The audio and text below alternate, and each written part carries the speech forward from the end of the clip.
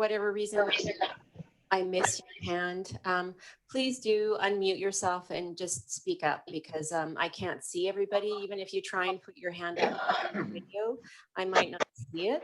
And I hope everybody understands. We're going to practice a bit of patience today.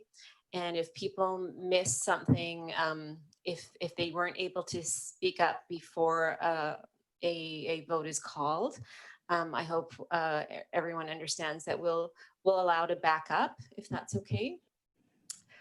Does anyone have any other questions in response to just the procedure of how it's going to happen?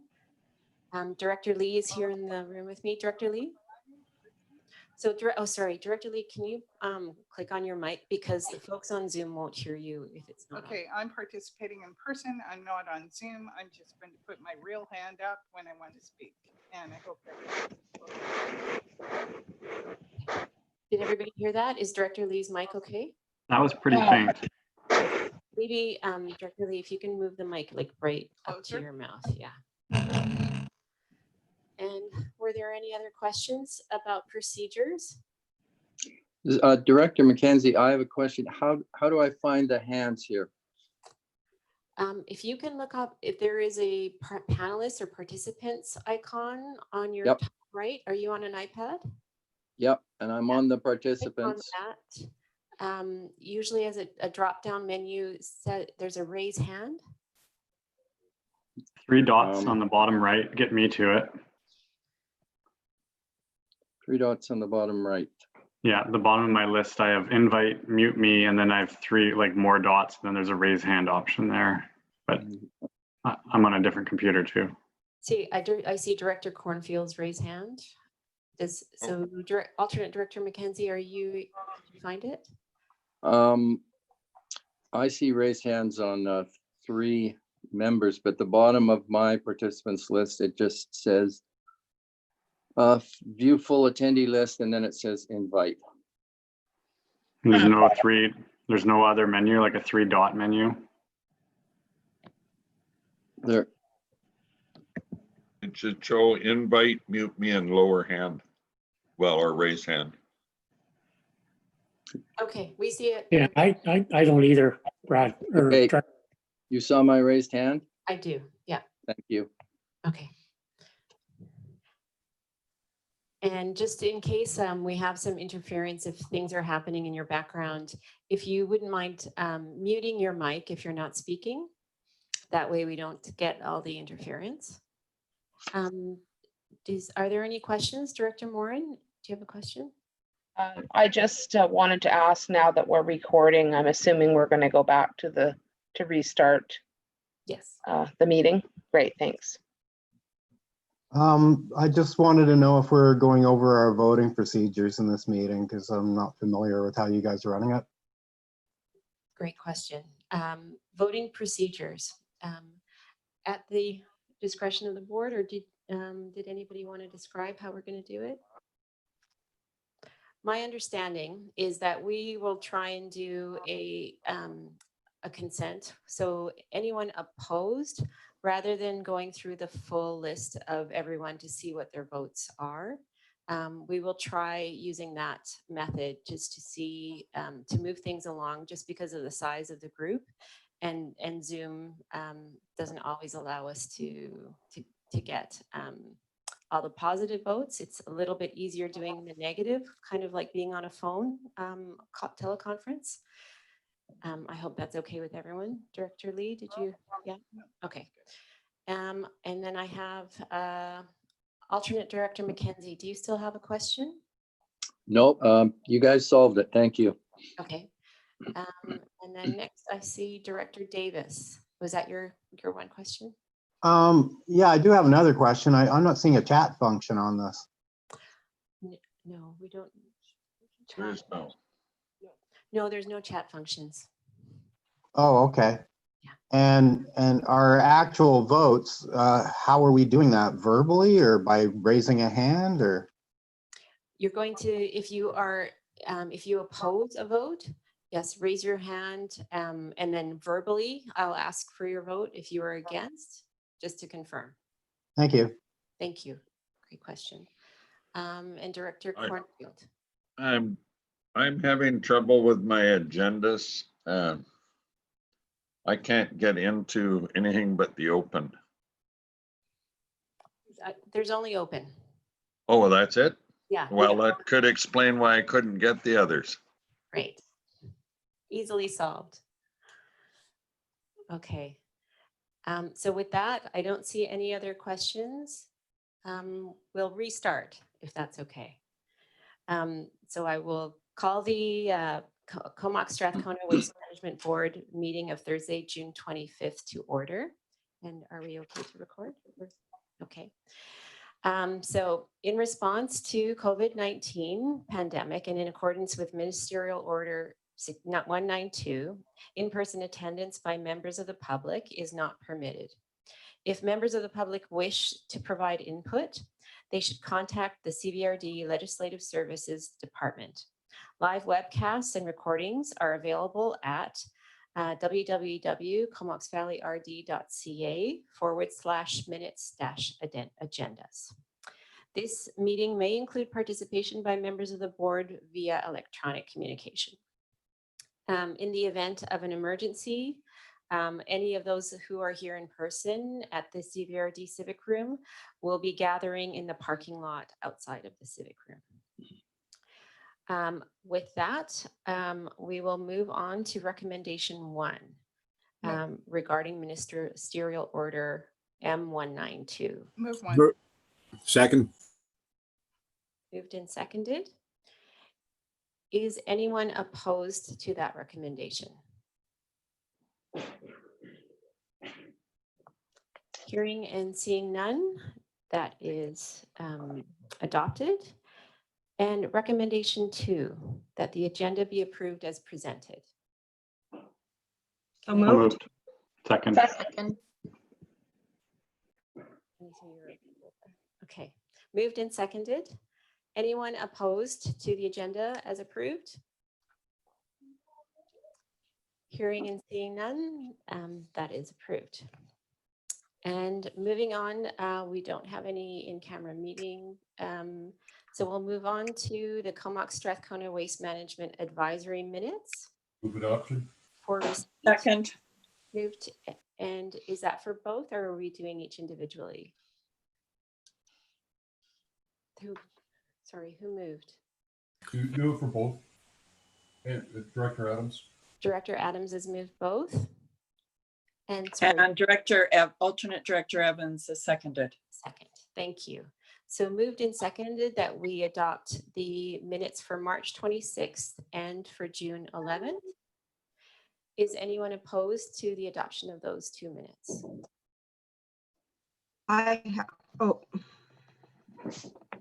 Is that Director Colburn? I see your hand up. You have a question? I think you're just still muted. Sorry about that. We're doing the advisory committee minutes right now, just for clarity. This is the advisory committee minutes. Did we skip the other ones? Thank you so much. Oh, sorry, yes, I'm apologies. I'll go back. So we're doing the advisory committee minutes. And I see a hand up for Director Frisch. Well, I just thought we skipped. Oh, you're going to go back after and catch the board minutes. Sorry about that.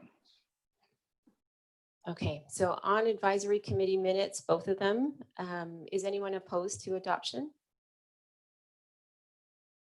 Hearing and seeing none, that's carried. So we'll go back to adoption of the minutes of the Waste Management Board meeting held March 12th.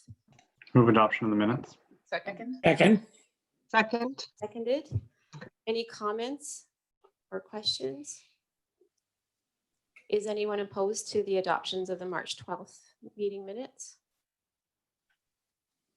Hearing and seeing none, that is carried. So moving on, item number 2, the Regional Organics Compost Project, June 2020. We have a report for receipt. Move receipt. Second. Moved and seconded, and I will hand it over to staff. Oh, sorry. I don't see, are you Swift? Thank you very much, Chair and Directors, and I'll use the other mic next time, which will help. And first, I just wish to express how good it is to be meeting with you again. It was March 12th that we last met in the most confined of spaces, sharing food, and I'm so grateful that we are all here healthy and safely together. Unfortunately, not all in the same room, but that soon will come. Today's report on the Regional Organics Compost Project is an update, and Gabriel Bow will provide that for your information, and then we will be available to answer any questions. Hello, can you hear me? Yeah. Good. So this report provides an update from March to now, and also provides what we are planning to do moving forward this year and next year. So we have a presentation. So Lisa, can you move to slide number 1? So here is the update. Basically, we requested the New Building Canada Fund a time extension and they have approved it. So this year they have approved the time extension, and now we have up to March 2022 to build the facility, which is good because we think that we will have enough time to build the facility with this time extension. We also informed them about the location, the change in the location. Originally, we were planning to do it at the Norwood Environmental Center, and we informed them that the board decided to change the location to Block J, and they said that this is that changing the location is at the sole discretion of the regional district of this board. So yeah, they don't have anything to say about this. Regarding municipal feedstock, we sent updated letters this year to the 4 participating municipalities.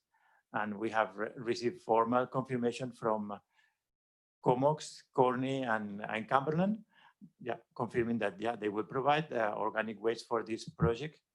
And we have also received confirmation from staff that the City of Campbell River Board, Council, has approved providing organic feedstock. We have not received the formal letter yet, but this is the direction that we have received from the information that we have received from staff. Regarding competitive process, we have 2 processes, one for the transfer station, one for the processing facility. For the transfer station, we are planning to proceed with a traditional design bid build, and this is to attract the interest of local companies, construction companies. For the processing facility, this is a more complex project, and we started last year in November with a request for qualifications. We then selected 3 companies based on their experience in the design and construction of these facilities. And now then we issue an RFP to these 3 companies, and we are planning to close this in July. So this brings me to the next slide, please, Lisa. So we are basically planning to close the RFP in July. Then we will bring you a recommendation in September to award the contract. And following that, we will have the design, public consultation, second round of public consultation showing the design, and we will request permits in the winter of 2021, next year basically, and construction summer next year, and we will reach substantial completion in December 2021, which is 4 months later than we originally planned. So we were planning to reach substantial completion in September 2021, and now we are planning to reach in December 2021, which is still in line with starting commissioning and therefore curbside collection in January 2022. So we will need basically feedstock from the 4 municipalities starting in January 2022. In summary, we received the approval from the New Building Canada Fund. We received letters from the municipalities. We are planning to come back to you in September for the award of the contract for the design and construction. And yeah, we will need organic waste starting in January 2022. That's all. If you have any questions, I'm happy to answer.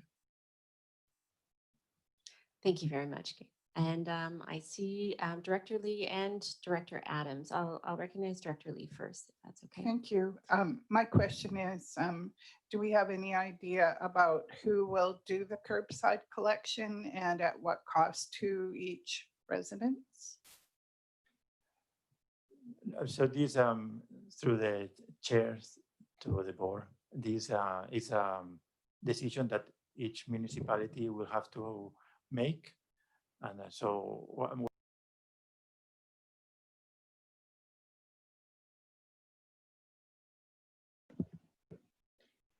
The sound is cut out.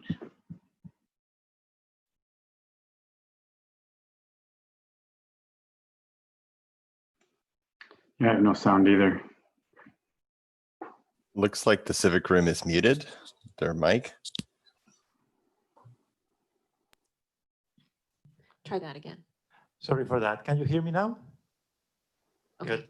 Yeah. Yeah. So I'm sorry, we don't have this information. This is basically the municipalities. Like each municipality will have a different agreement with for curbside collection, and right now we don't know it yet.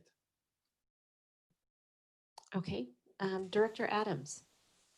Thank you, and thank you to Mr. Dyson and staff for the report.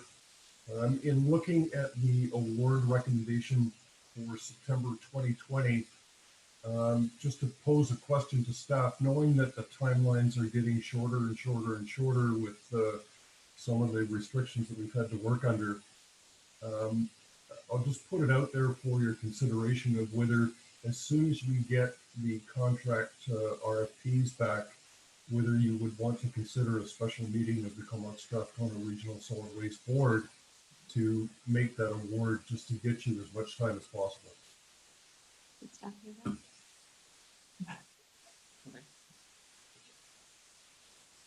that? Yes, thank you for that idea. We, like Gabriel said, we expect the proposals back in mid to late July. It will take us about a month to do a detailed review and provide a recommendation, which will take us to mid to late August, which is quite close to the September meeting because it is an earlier meeting. So we feel like the September meeting is good. If it does make sense to call a special meeting, we'll suggest that to Russell, and we can do that. Thank you. Just looking out for staff to be able to have as much time as possible to be able to do this, and I think the board can be flexible where you need us to be. Thank you. Thanks, Director Adams. Alternate Director Evans. Thank you. And just with regards to the groundwater monitoring wells, I'm wondering, it says that the installation will take place in the fall, and that may have some flexibility in terms of specific timing, but I'm just a reminder of how many monitoring wells are going to be installed and monitored. Through the chair to the board, we are planning to install 3 wells. And and we need to do it in the fall once we have the layout from the company that will build the facility.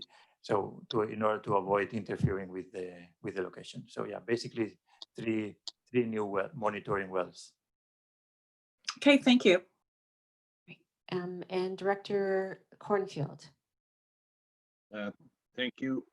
And thanks for the report. My question is also around the groundwater monitoring wells. Is the purpose of those wells to get a baseline for what's happening now, or is it to assess following the installation and operation of the waste, the organics? It's basically to ensure that there is no impact to groundwater. So it's to monitor the conditions from now and to the future. Okay, thank you. I don't see any other hands up. Right. So I'll call the question on receipt. Is there anyone opposed to receiving the report on the organics composting project? Okay, hearing and seeing none, that's carried. Moving on to item number 3, the COVID-19 response and action. We have a report for receipt. Move to receipt. Second. Second. And I'll send it over to staff. Thank you very much, Chair and Directors, and Mark Rutten will review this report with you and will be available to answer any of your questions, and I can outline the background with respect to the recommendation. Thank you, Russell. So this report provides a summary of how the COVID-19 pandemic has impacted the solid waste service and some of its key initiatives. The report discusses the initial response, the project impacts, and the concept of developing a renewal plan. The service responded quickly and efficiently to the pandemic by implementing improved safety measures like protective shields, increased cleaning, restrictions on cash handling, increased distancing for staff and the public, and several other small changes. And these changes were implemented by Comox Strathcona waste management staff across the larger facilities, but also by our member municipalities, towns, villages, resident associations, and island communities, who really all pulled together to implement those best practices at all of the different facilities throughout the service. Our facilities continue to provide essential waste management services throughout the pandemic. In terms of project impacts, the report highlights several initiatives that continue to advance. The organics project, like Gabriel just updated, is continuing. The closure of non-recycled BC depots at Courtenay Country Market and Strathcona Gardens also continues. And this week, staff have been on site at both locations to support residents in that transition. Also, the report mentioned several other capital projects that are progressing on track. However, there are some projects that have been affected or delayed by COVID. So we will not be implementing our single-use plastics campaign as previously planned. Single-use plastics have been identified as at least a partial solution to help mitigate COVID. And so we didn't think this was good timing to implement or promote a ban on single-use plastics. Also, our education program is being adjusted and refocused to shift from classroom and in-person public education to more of an online and electronic community education and classroom education format. And the last part of the report talks about a renewal framework. The report recognizes that the COVID-19 pandemic has had an unprecedented financial impact on our region and its ratepayers. And the report recommends that the board complete a review of the operating and capital budget to look for efficiencies and cost savings in response to impacts of the pandemic. And I'm happy to answer any questions that the board might have.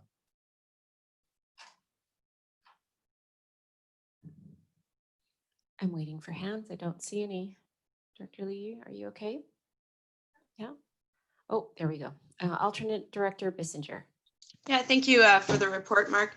I guess a question, and I guess I struggle with, as many other directors do, this whole single-use plastics thing. I feel like we're going in the total opposite direction, and I'm not sure that there's actually, actual scientific literature out there that says that single-use plastics reduce the spread of COVID.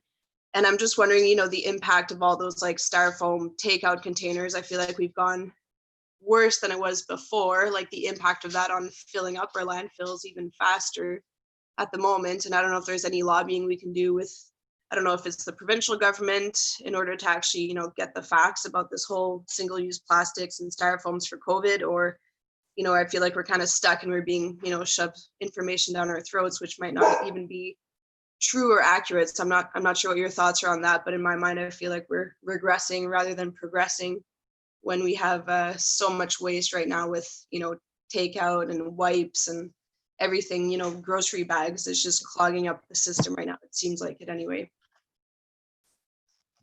Yeah, thank you for that. I think as staff, we agree. We don't want to drop promoting the ban on single-use plastics, but we didn't think that the timing was appropriate, especially initially when stores were not allowing reusable bags takeout was really the only way to get food from restaurants. You couldn't bring reusable containers to collect your produce. So there just wasn't the opportunity for people to do those things. So we thought it was very poor timing. But this definitely is something that we want to pick up in the future. And once this pandemic is over, we agree and support the idea that these single-use plastics should not be promoted. I see a question from Director, unless Alternate Director Bissinger, did you have any follow-up? No, okay. Question from Director Davis. Yeah, thank you. Thanks for your report, Mark. This is sort of tangentially related, I guess, but my question is regarding the installation of the jerrycan in Tassus. Was that delayed because of COVID-19? And I'd also like to see some sort of timeline on that, because I believe the installation was supposed to happen in March. Did you hear that? I did hear it. I just don't have the answer. Just looking around the room to see if we do.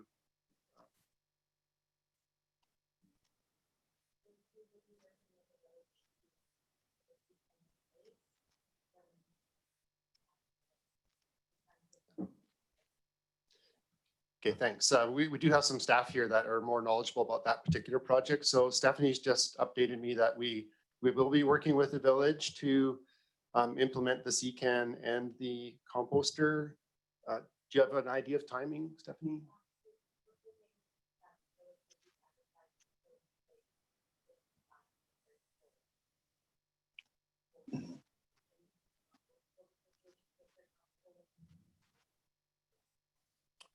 Okay, yep, we're going to reach out to the village soon here to set a date for when that can happen.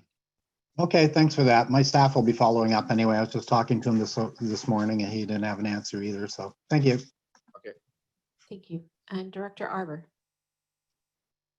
Thank you. Following up on Director Bissinger's comments, yeah, I would be interested to know if there's any jurisdictions looking at garbage composition right now, if there's been changes or if there's been changes in the types of materials that are being recycled, either in our jurisdiction or elsewhere.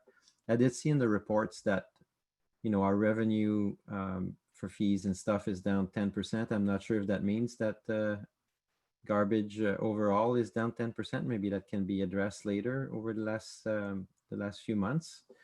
But it would be, it is a learning environment right now in the societal response to COVID. I think our household garbage and recycling has gone down because we're consuming less. So I think that it's a lot of good questions being raised, and maybe at a future meeting, if it's maybe we don't need to do it, but it'd be interesting to see if it is true that that single use has gone up and all those different things, right?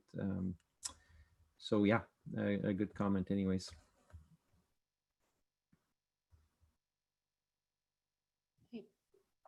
I didn't hear a response, but was there a response to my comment? The only response is that we're not aware of any current up to the minute waste surveys to show the composition of waste currently, but I'm sure that those will come over time, and we'll become more aware of the impact of COVID on the composition of waste. So we'll maintain some awareness for that and try to bring back information as we become aware. Great, thank you. Great, thank you. Director Fresh. Yeah, thanks, Chair. I would echo the sentiment that I have some concern about where waste is going, especially with single-use plastics.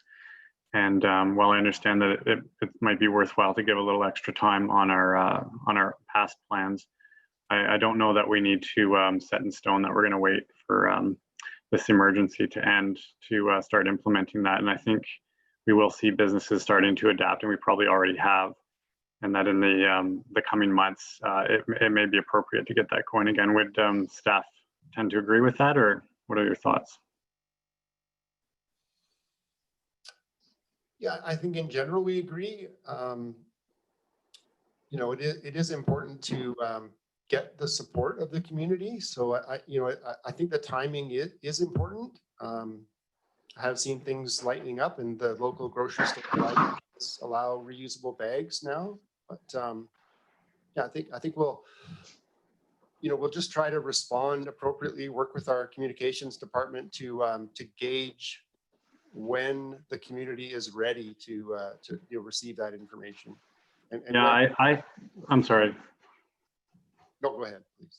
Yeah, I was going to say that, of course, I've done a little bit of shopping over the last few months, and I haven't yet been into a store that wouldn't allow me to use my bags, although sometimes they don't allow you to use them on their countertops and such. But again, it's a matter of adapting and working with the situation. So I have to admit that I've definitely used some plastic bags recently, and I generally don't. But after figuring it out, it's not something that I have to continue doing. So I just point out that it inevitably takes a bit of pressure on the public to get them to move, and I think they expect that from us, even if they don't like it. So at some point, I think we need to consider moving ahead with that. And communications obviously is the most important part of that. And so even if we start that communication in advance of implementing it, I think that would be important too. So looking at starting that up, and I don't have a time in mind, of course, but I'll leave that up to staff to bring forward. Thanks. And if I may, I was going to say a similar comment that I think if we're going to try and wait till after this pandemic, we're going to be waiting years. And I think the community has already adapted. I know I leave my reusable bags in the car and then just package them, like take my things out of the store in a shopping cart and then package them in my car. That seems to be working well at most supermarkets, and I see that happening. So, even if stores are, if we have another wave, for example, and stores are uncomfortable with reusable bags, I think the community's adapted in some very interesting ways, and we could use that as part of our education of what you can do alternatively without having to create a demand on plastic bags. And I see Director Cornfield. Thank you, Chair. Just on the single-use plastics issue on page 5 or page 4 and 5. It said, and I have no problem with the financial plan, 20,000 for public engagement and advertising to support efforts happening at local, provincial, and federal levels to reduce plastic pollution. Don't have a problem with that. However, the next step, a public engagement plan, was prepared, which created a new program to encourage residents to voluntarily restrict and incorporate single alternatives going into the education program and affecting classroom education.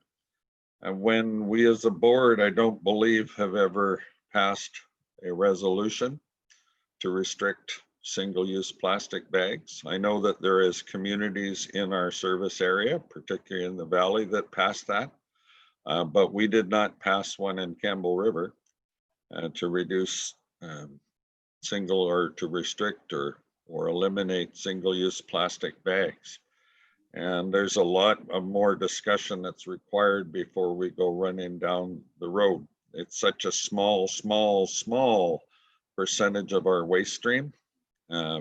Pollution is one thing, the plastics and its actual amount and everything else, we can end up spending a lot of time, effort, and dollars on a very, very small portion of our waste stream. And meanwhile, the big costly items go unaddressed. Thank you. Did staff want to comment? Just to say that the role of the Waste Management Board is not seen as one of regulation, but voluntary compliance. So what is suggested here is a program to encourage voluntary restrictions, not to regulate, as some municipalities had. And I hear what Director Cornfield is saying. Absolutely, it may not be the largest component of waste, but it certainly is one that is on the public's mind, and there's a lot of public pressure on this. And if you go to our landfill, it certainly is one of the items that we have the most problems with dealing with in terms of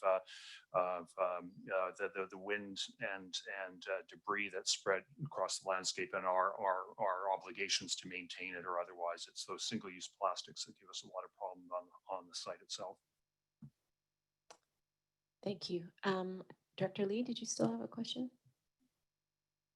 I just wanted to say that single-use plastics, I mean, whenever I get a plastic bag, it gets used more than once. It gets used to keep things dry when I take my towel to the beach or wrap up my cat litter or whatever. I use them several times, and I'm really happy when I can get my hands on plastic bags because I use them over and over again in my household. I think that issue is just a boutique issue that we shouldn't be focused on. The biggest issue that's, I think, going to affect our landfills is the closure of the imminent closure of our recycling depots, because the public has learned about recycling over the past couple decades. They've gotten in the habit of it. And now I'm hearing from constituents that they're really discouraged that the Strathcona Waste Management Board is shutting down these major recycling depots because they're telling me that if it's going to be so difficult for them to recycle, they're throwing it in the garbage. And it would be interesting to hear how much recyclable materials like cans and plastics and newspapers and whatnot you're going to find going into the landfill now that these major recycling depots are being closed. I tell people in my area they can still go to Oyster River, and I'm glad for that. They at least have one outlet nearby.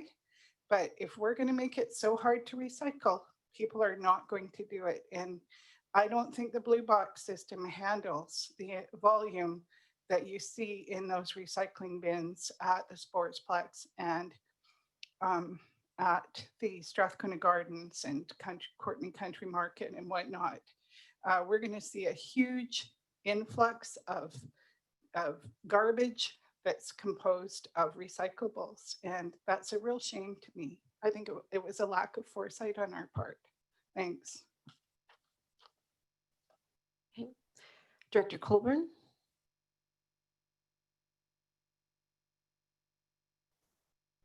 Hi, good afternoon, and thank you for the report. It's extremely comprehensive. I'm just wondering if, through the chair, somebody at staff could be in touch with me to talk further about some outreach and education going forward. The landfill closure here in Zabalas, of course, has been moved out several times, and it seems it's not moving out anymore for closure on our 5-year financial plan. So as it says, it takes a long time for people to get used to new things. And I think if there's ways that we can work together with the village and the staff there to get some pre-thinking, to preload them a bit before they do any outreach and actually traveling and coming out post-COVID. Thank you. Thank you very much, Director Colburn, and we will follow up with you and your staff. Thank you. Director Davis.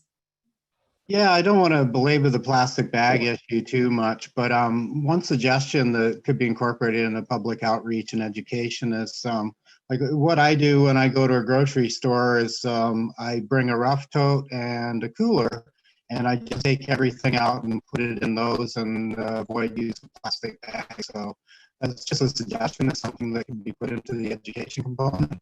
Thanks. Great, thank you. I don't see any more hands up. So I'll call the question just on receipt. Anyone opposed to receipt of the report? Okay, hearing none, that's carried. And we have a recommendation. I would move the recommendation. Okay, it's Second. been seconded. That in response to the global COVID-19 pandemic, the Comox Strathcona Waste Management Board implement a review of the solid waste service functions 391, 392, 393 to identify any potential cost savings and efficiencies, and further that staff provide findings at the September 2020 Comox Strathcona Waste Management Board meeting. Is anyone opposed to that recommendation? Hearing and seeing none, that's carried. Moving on to item number 4, COVID-19 impact on tipping fees for receipt. Move receipt. Moved Second. and seconded. Second. I'll turn it over to staff. Thank you very much, Chair and Directors, and Sarah Willie is here to provide an outline of this report and answer any of your questions. Thank you through the chair. So following up on the report from Mark on the impacts of the COVID-19 coronavirus, we just wanted to update the directors on how the virus has impacted our revenue stream through tipping fees specifically. So we did analysis of January through the end of May for 2020 compared to the last 5 years back to 2016. And as you all are all aware, there was a reduction in businesses being able to operate and generate waste. There was an increase in food like grocery stores. Certainly they saw an increase. And a lot more people at home cooking and changes in the way that they consumed goods. We compared our data with neighboring jurisdictions, the Regional District of Nanaimo, and as well the large organization of Metro Vancouver, which has a lot of resources and a lot of data to be able to look at that. And we generally are in line. So overall, we see an increase in vehicle traffic. So a lot of small loads coming in. Everyone was doing spring cleaning during those beautiful days we had in March and April. They seem so long ago now. But we did see an overall reduction in tonnage. The reduction that we see at our two large facilities, the Comox Valley Waste Management Center and the Campbell River Waste Management Center, were approximately 9%. You can see from the charts provided in Appendix A that varied by material type. We did see an increase in yard and organic waste, for example, in Comox with all of the garden work that everyone was doing, and a reduction in construction waste in Campbell River, for example. But overall, that 9% reduction in tonnages, we feel is within sort of normal ups and downs that we see. And as we have seen with the phase 2 restart, number of businesses reopening, now we're seeing phase 3 just announced this week. So we're looking forward to our hotels and our tourists and our resorts being able to reopen. We expect that we'll continue to get back to a baseline. So we just wanted to update you on that and make sure that we are on track to just have a small reduction in those revenues at this time, and that we'll continue to look through and report back in September on that information. So if there's any questions, I'm happy to take those. Right, and I see a question from Director Cornfield. In regards to the report and the Appendix A chart, I noticed that revenues were up in 2020 at the CVWMC for over $100,000 for 2020. And yet Campbell River is virtually zero. And my understanding from my experience going to the Campbell River waste management facility is that they were not charging for yard and organic waste.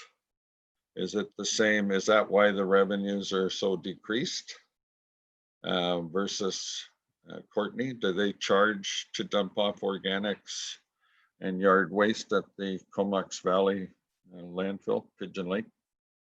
So through the chair, the main difference in that yard and organic waste is that it includes the material that comes from the Cumberland and Comox curbside programs. So that includes the food waste and the yard waste collected through those curbside programs. So that's where that revenue stream comes from generally. Okay, has there been any consideration, like here we have a contract with Mterra for yard waste curbside pickup, and it goes to their facility, which Campbell River funds that on an annual basis. Has there been any look at similar down there, or is it all going to be taken care of through the organics composting facility project?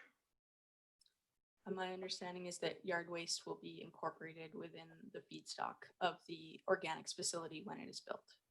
Okay, so that revenue will fall off once the organics facility is completed? At that time, I'm not aware of how we'll deal with the finances between the two facilities, but it would likely not appear here under landfill. Okay, thank you.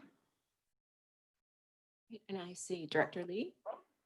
Thank you, Chair. I'm okay with the idea of us losing this amount of revenue, 9%, because we do have a surplus from our budget last year of 1.2 million. So I'm sure that we're safe and we can cover any shortfalls.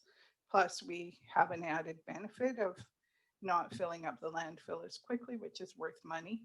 So, you know, I think we're okay with this drop in tipping fee revenue. Nothing much we can do about it anyway, but at least we have a surplus. Maybe the finance manager can confirm that that surplus may be available for any shortfalls in tipping fees.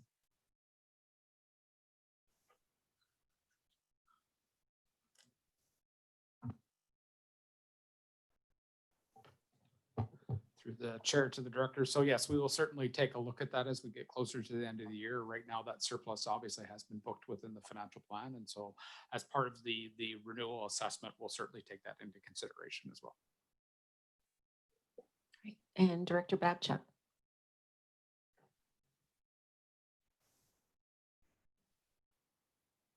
Oh, Director, you're muted still, in case.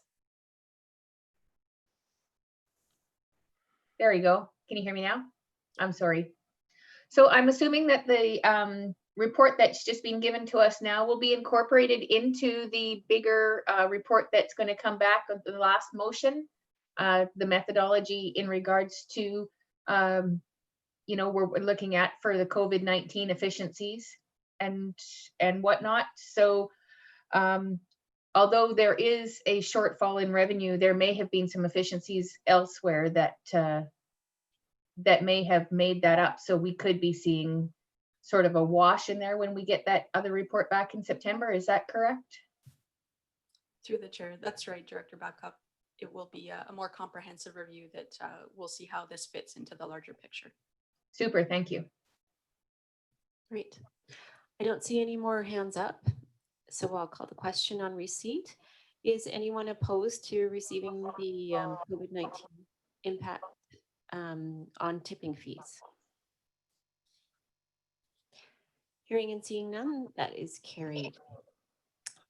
Item number 5, tipping fee subsidy policy, the not-for-profit reuse organizations for receipt.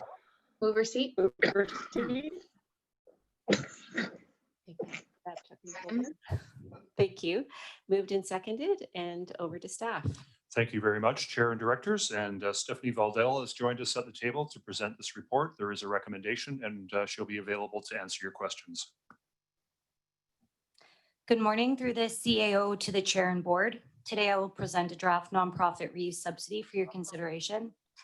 Up until 2018, the CSWM tipping fee waiver policy included funding for nonprofit reuse stores. The policy for today's consideration is a standalone policy to address continued requests for support from the Habitat for Humanity and Salvation Army. The policy provides sliding scale funding to any nonprofit reuse store in the service area that meets the requirements. Funding is calculated based on the volume of material diverted through reuse stores to resource recovery programs such as stewardships or scrap metal recycling. This policy is based on the same triple bottom line benefit as the CSWM tipping fee waiver policy by providing environmental, economic, and social benefit. Essentially, nonprofits will be required to apply with the CSWM service, register with stewardships to accept materials, or establish their own diversion program for commonly donated materials such as textiles or metal. They must advertise to the public that they accept unwanted and broken items for recycling, which will provide multiple centrally located drop-off sites for residents. They must host one educational session or more per year. And finally, they must submit a report summarizing their activities, including any supporting documentation from stewardships with volumes of materials diverted, and also a rough estimate of volumes of all materials donated for resale through their stores.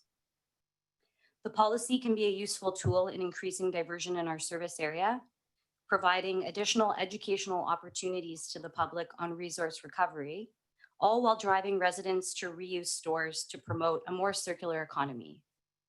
Thank you for your time, and if you have any questions, I can answer them now. Do we have any questions? I don't see any right now. I have one myself. I'm just wondering about the reporting requirement. Has that been in place already, or will that be a new requirement? So in 2019, we tested all of the requirements of the policy with the Salvation Army and Habitat for Humanity, and all of these things they are currently doing. They receive a lot of the reports and they generate those reports for their own annual reporting. So it's nothing new to the organizations, and they're actually quite happy to provide it to us. Okay. I'm wondering for other nonprofits that have reuse sort of stores, thrift stores, like the Transition Society, who may be not used to that type of reporting, would any support be given to them about how to do the calculations? Yes, we will provide support to those organizations and provide them some details on what we're expecting to see. And we're pretty flexible with regards to how the reporting can be done, photos of mega bags and such, but they're all given those reports on the tonnages when the collection company comes to collect them from the organizations. Okay, and last question for me. There are a few reuse stores in the valley that are not for profit. So would they qualify? They would have to be a registered nonprofit society. Okay, thank you. And so I have some questions. Director Cornfield. Thank you, Chair. My question is about other nonprofits. This one just makes reference to Habitat for Humanity and the Salvation Army, but we get a number of environmental groups that do environmental cleanup, as an example, in the estuary. So they will still be eligible for subsidy. So they would qualify under the original CSWM tipping fee waiver policy, which addresses community cleanups and environmental cleanups. That's correct. Right. So there's what, 14,000 in there total? There's 16,000 in the budget 16, total. sorry. That's Yeah. correct. Okay. Thank you. Thank you. And Director Arbor. Yeah, thank you. I was glad to see this report and some of the thoughts it elicits for me. It's probably for the next strategic plan in 2 or 3 years from now, but I do believe that the reuse and restore component has not been, as highlighted perhaps in our work, and it is a way to reduce pressure on our waste systems and waste streams. So yeah, there's probably a lot of potential in the future, and so I was very supportive of seeing that proposed immediate action to try to support this. But I think there could be bigger conversations in the future.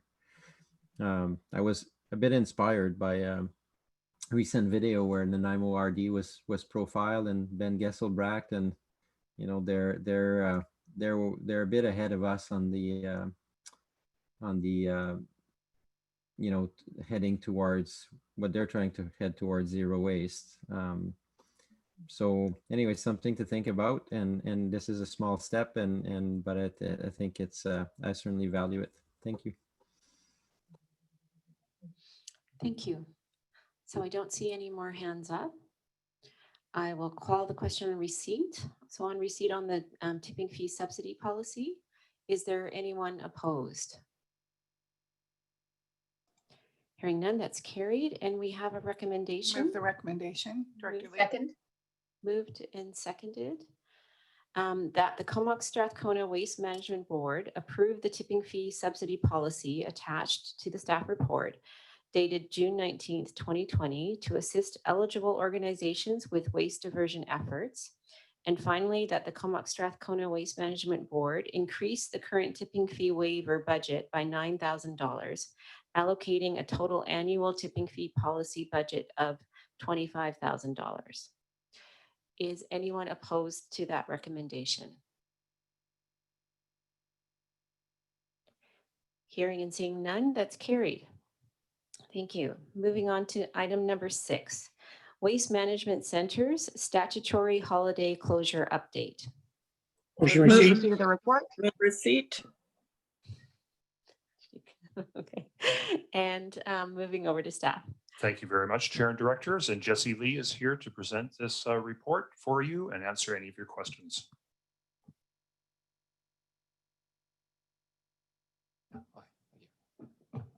Sorry. Through the CEO and the Chair. So this is just an update. In November 2019, the board approved the closure of our 2 regional facilities on statutory holidays. In conversation with our member municipalities and in conjunction with their service provider, they've requested an extension for the closures to begin in 2021, just so they could align their curbside programs and adjust their calendars and stuff. So it seemed reasonable, so we decided that we would move that. So the first one that will impact the community pickups would be the February 2021 Family Day. So if there's any other questions regarding that, I can answer them. I don't see any questions. Director Lee, are you okay? Yeah. Okay. Oh, good. Director. Yes, sorry about that. Yep. I believe we've already considered this in the past, haven't we? And we're just postponing it a bit. Yeah, correct. It's just a postponement till. So something that came to mind, and I don't know if I'm just missing the point here, but this means that people who get garbage pickup on Mondays and Fridays, that definitely can't happen anymore. And so, because obviously the dump isn't open, would that be fair to say? Yes, that would be. Well, there's 2 options, and I'm not sure. I spoke to staff at the city court. They're exploring 2 options with Mterra, so I'm not sure which one they're going to go with. I'm not sure. But it seems like they're able to adapt to that new schedule. They don't have a problem with it. No, they just need a bit more time because their calendar's posted even the next couple of weeks, and then with the COVID stuff, they couldn't get their calendar ready in order to get out to the public. So Sure. It only came to mind because I used to live somewhere where pickup was on Mondays, and the amount of times that I didn't get pickup seemed more often than everyone else. But anyways, I'm sure we'll work it out. Thanks. yeah, there's consideration of an added day calendar, which they do in Nanaimo, so your day would move when it's on a stat, or you just miss it. So I'm not too sure which one we're going to go with. Okay, thanks for that. Thank you. Thanks for the question. I don't see any more, so I'll call the question on receipt. Is there anyone opposed? Hearing and seeing none, that's carried. Item number 7, Comox Strathcona Waste Management Report for receipt. Move receipt. Second. Second. Evans and Warren. Okay, and over to staff. Thank you. It's provided for your information. We're available to answer any questions if you have questions on any of the items on the report. I'll give people a second if they've got any questions.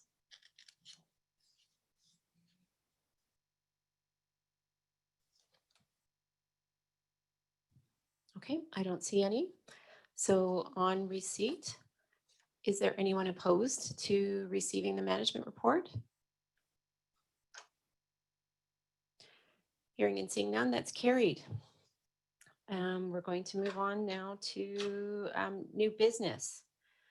So I believe this is a letter that I've provided to the board regarding the use of organic compost. Moved and seconded. And I'll just maybe take a minute to speak to it, and then we'll get any questions. So in the Comox Valley, we've had a huge increase in the number of people who are now gardening, specifically growing food, due to the COVID-19 pandemic. And I'm assuming the same thing is happening in the Strathcona Regional District. And a number of my constituents have contacted me saying that they really wish there was more access to the compost, the finished compost from the trial project that's happening here in our facility. And currently, we are donating some of that compost to municipalities for their use in mostly ornamental plantings.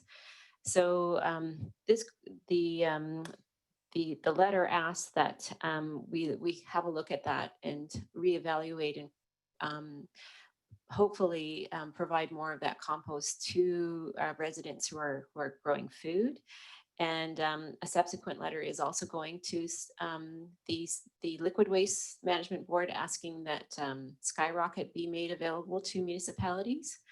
And then just another part of that letter is to have a look at the pricing that we're selling that compost at, because it is quite under what the market rate is currently. Does anyone have any questions?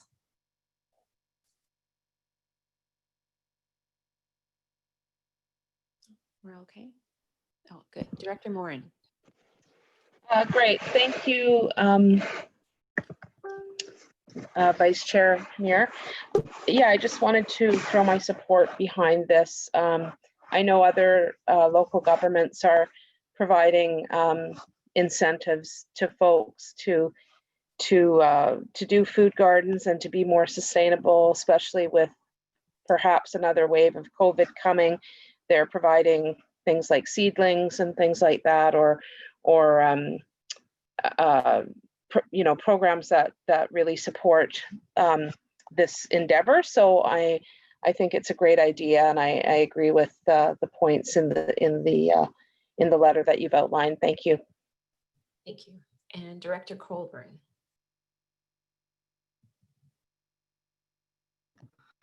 Hi there. So I'm just going to echo the sentiments of Director Morin. I think it's really heartening to hear that there's an increased demand, and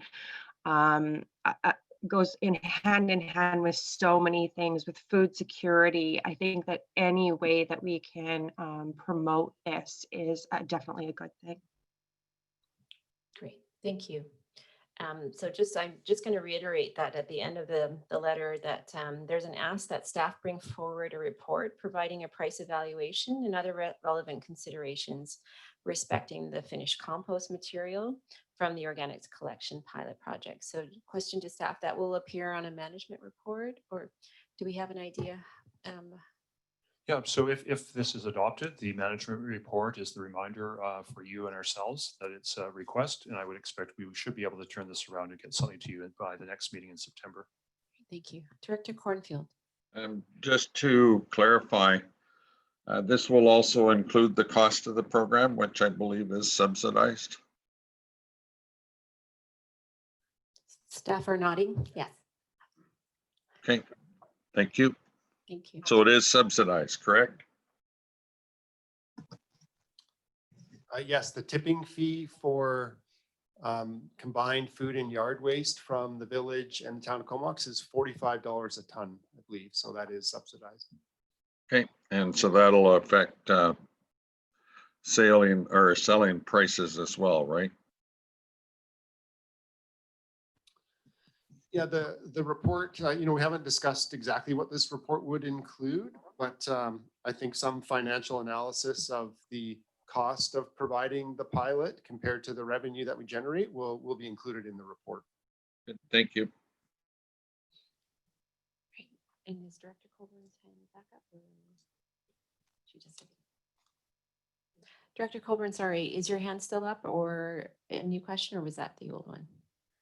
It was up again, and I was hoping that it would be included how in the cost analysis, how advertising and communications would go about project, so that all the municipalities could benefit. in some form, whether that was bringing some for sale up here when we do garbage or out to Tassos or the islands, what that would look like as well. I would hope that that would be included in the report.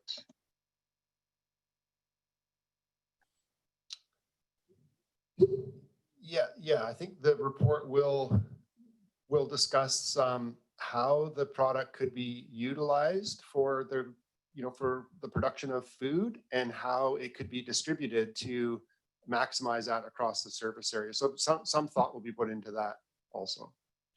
Thank you. Thank you so much. All right, I don't see any other questions. So I will, oh, sorry, Director Lee. So we're around a year and a half away from implementing the big organic composting facility in Campbell River. And my question is, once that happens, we will expect that this pilot project will finally have finished and all of the organics will be diverted to Campbell River. I think that we should start working on the policy regarding the new organics facility distribution model, because I think that's going to be a much larger problem in distributing the amounts that they're going to be producing in organics. We're going to have to look at how those, all possible ways of distributing the volumes that we're going to produce on that site. So I know we had this bit of a stockpile from the pilot project for a long time where we just couldn't move that stuff fast enough. And there was plenty to go around to municipalities and farms and other places that we distributed it to. So once that project shuts down in a year and a half or so, we need to have a policy in place as to how we distribute the organics from the new site and what the pricing points are for it. Thank you. Thank you. And does Steph want to speak to that? Yeah, so just to provide the board with some understanding of our planned approach for the large scale organics facility is that once the facility is constructed and all the infrastructure is in place, we plan to hire a contractor to operate the facility and to take ownership of the final product. So the ownership, the final sale and distribution of that project would be the responsibility of the contractor. And we could guide them slightly in how that's done, but probably provide them with quite a bit of flexibility also on how they do that. And this is something that we feel is a good approach. We as staff here for the Comox Strathcona Waste Management Service are really good at operating landfills, transfer stations, recycling facilities, and doing a really good job of protecting the environment in that regard. But the final sale of compost, especially in small quantities, is something that would challenge us. So shifting that responsibility to the operator of the facility is the approach that we plan to take. That's your question. Okay, thank you. I see no other hands. Oh, Director Evans. Thank you. And just to follow up on staff comments, I'm very supportive of this letter. I think it's a great, I'll look forward to hearing the report. But I also think it's a great opportunity for social enterprises to consider being part of the opportunity for the contractor to look at, again, the small management of this type of a project. So I would just like to put forward to staff that as part of their discussion and planning, a lot of our economic development officers that are looking at recovery post COVID and moving through the just moving through economic recovery or just recovery for our communities. Social enterprises are something where there is a focus, and I just see an opportunity for this information as it's being developed to be passed through to the economic development officers and again, not-for-profit organizations. So more just a suggestion through to staff. Thank you very much, Director and Chair, and we'll make note of that. As you're aware, we do have social procurement as part of our policy. So when the consideration is being given to the terms and conditions of the operations component of this, staff will put its mind to that in the report that we bring forward for your consideration. That's great. Thank you. Thanks, Director Evans. Great idea. All right, I'm going to call the question on receipt. Is there anyone opposed to receiving the correspondence? Okay, hearing and seeing none, that is carried. And there's the requested action. I'll move the I would requested move action. that- Second. Great, thank you. And that is that staff bring forward a report providing a price evaluation and other relevant considerations respecting the finished compost material from the organics collection pilot project. Any comments or questions? Okay, and is anyone opposed to that requested action? Hearing none, that's carried. And I will entertain a motion to terminate. Oh, sorry, before we do, I do have one more announcement. I just wanted to announce that today is Beth's very last day of being at the Comox Valley Regional District, and many of you have seen and heard Beth over the years. She's been referred to as the Comox Valley Regional District's Bonnie Henry. So just wanted to thank you for all your years of service, and wishing you all the best. I hope to see you at the market many times now. And we'll miss, I know staff said they were already missing pies and all kinds of things. So maybe we'll just give a round of applause to Beth. So thank you.